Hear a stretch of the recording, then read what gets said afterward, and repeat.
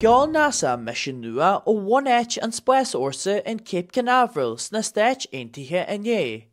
Corú an Satailít Nua a Dr. Pace, hon spes an chartinshaw agus émar aim egin mission stajar a yenu agin atmosphere agus éraj an doin. Liani an mission array could you learn the blian the vila sa fisa shart a laid. Ta an ehes olhia NASA got iri law an Satailít a harchon bali sa jeru.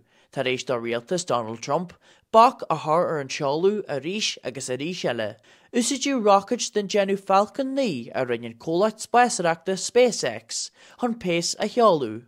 Master go gasniú an mission $1 billion an omlan, agus tahar agsúl goí mid tuiscint níos fearr chléintse na nagin, agus an gui a wogan dioxide carbon ón air go dtíon airige agus a ráis. Nuair a bhainní an Satailít a het dhéarú amá, beidh sí oscin 660 km oscin an dóin, agus tógadh sé le orthaí toras omlan timpeall na Cruinne a dhéanú.